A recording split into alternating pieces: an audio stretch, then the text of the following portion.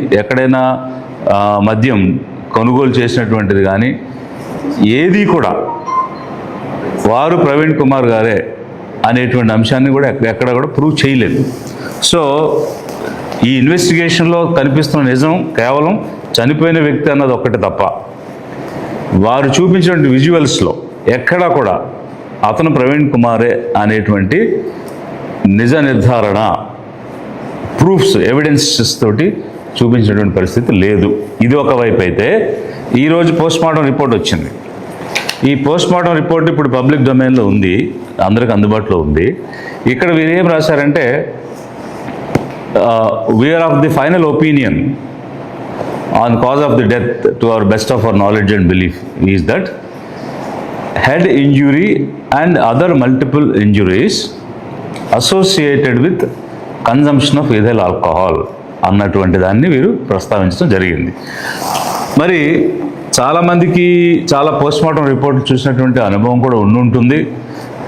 ఒక కలెక్టర్గా, ఒక సబ్ డివిజనల్ మ్యాజిస్ట్రేట్గా, ఇట్లా ఒక అడిషనల్ మ్యాజిస్ట్రేట్స్గా మేము కూడా చాలా పోస్ట్మార్టం రిపోర్ట్స్ మేము చూసాం గతంలో.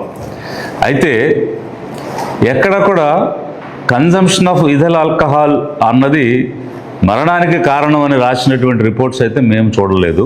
అది మొట్టమొదటి అంశం. అయితే రెండవది head injury and multiple injuries వల్ల మరణం సంభవించింది అని చెప్పుంటే ఓకే. అంటే హెడ్ ఇంజురీ అన్నదాంతో మొదలయ్యి దానివల్ల హెమటోమా కానీ అక్యూట్ హెమరేజ్ కానీ జరిగి ఆ రక్తస్రావం వల్ల అది ఆ కంపార్ట్మెంట్ అంటే స్కల్ అనేటువంటి ఒక కంపార్ట్మెంట్లో మెదడుకు దెబ్బ తగిలినప్పుడు వచ్చినటువంటి రక్తస్రావం, అది ఎక్కడికి వెళ్ళడానికి ఖాళీ లేనప్పుడు మెడలో అబ్లాంగేటని హిట్ చేసి స్పైనల్ కార్డ్ మీదుగా వెళ్ళడము, ఇట్లాంటిది ఏదో జరిగి ఆ మెడలో అబ్లాంగేట ఇన్ఫ్లుయెన్స్తో రెస్పిరేటరీ సిస్టమ్ ఆగి హార్ట్ అండ్ ఊపిరాడక హార్ట్ ఆగిపోయి ఇలాంటిది ఏదైనా జరిగింది అని అంటే ఒక హెడ్ ఇంజురీ ఇన్ఫ్లుయెన్షియల్గా వచ్చిన మల్టిపుల్ ఇంజురీస్ ద్వారా జరిగింది అని అనుకోవడానికి ఒక అవకాశం ఒకవైపు ఉంది.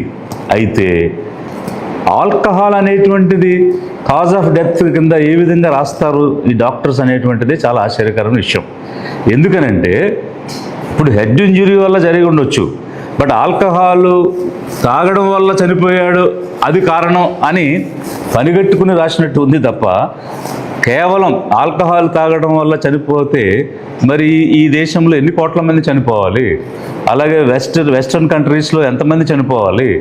ఎంతమంది కేవలం ఆల్కహాల్ తాగి ఉంటే చనిపోయేటట్టయితే ఈ రాష్ట్రం యొక్క ఖజానా నిధులు కేవలం ఈ రాష్ట్రంలో ఉన్నటువంటి పేదలు చిన్న చిన్న పనులు చేసుకుని కూలీలు తాగడం వల్లే అత్యధిక నిధులు మన రాష్ట్రానికి వస్తున్నాయి. మరి వారందరూ కూడా ఎలా బ్రతుకున్నారు అనేటువంటిది ఒక చాలా $1 మిలియన్ క్వశ్చన్గా వస్తుంది.